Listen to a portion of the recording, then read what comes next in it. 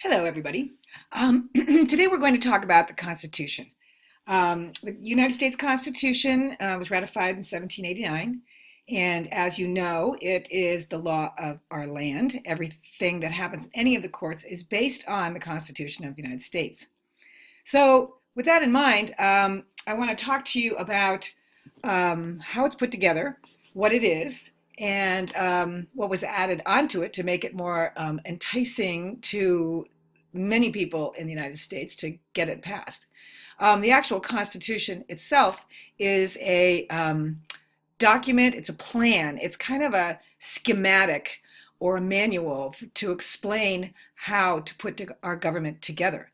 Um, it really covers, it tries to cover just about everything it could possibly think of to make sure that this government ran flawlessly. And then everything that they did put into the Constitution that covers the federal government, the Constitution states if it's not in the Constitution, the federal Constitution, then the states have the power. So it's working a good balancing act. So let's go over the preamble. I know you guys know about the preamble. You learned how to sing it in seventh grade, and you are very good at it. I want to make sure that you understand what the words of the preamble mean. It starts with "We the people of the United States," in order to form a more perfect union. I don't know how you can be more perfect than perfect, but it seems like our founding fathers were trying. Establish justice, make sure that everyone gets the right to a fair trial and people are treated equally. Ensure domestic tranquility, make sure that people feel safe within their country.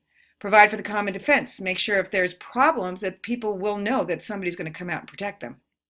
And promote the general welfare, making sure that people have the needs and the goods that they need to survive, and secure the blessings of liberty to ourselves and our posterity, which means to make sure that this gift that was given to us by the colonists who went up against Britain and declared independence and established this country, which is truly amazing, to make sure that this freedom we have does not go away now or in the future.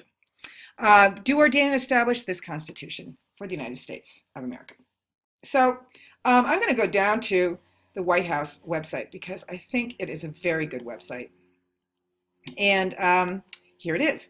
I'm going to click on it, and it's going to go right into the Constitution itself. My internet's a little slow right now. It's going to go right into the Constitution and open up to the text of the Constitution.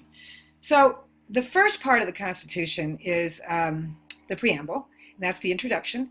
And then after the introduction, it goes into 7 articles. They're called articles because they're different sections of the Constitution. So here we are. We made it in. The Constitution is the supreme law of the land of the United States. There is no higher law than the Constitution. It is what people defer to in all of the courts.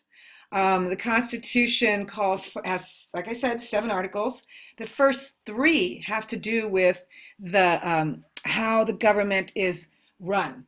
And the first 3 are those 3 branches of government, which we remember Montesquieu, one of the Enlightenment philosophers, really felt was important to have the 3 branches of government so that there would be a system of checks and balances and a system of separation of powers so that nobody could get so much power that they could become king. Because that's the last thing we wanted, was another king. So the Article 1 deals with the legislative branch. Article 2 is the executive branch, and Article 3 is the judicial branch.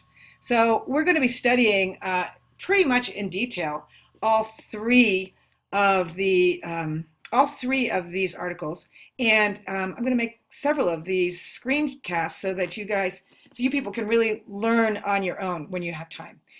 So that's it for right now, and we're going to have a good time studying the Constitution.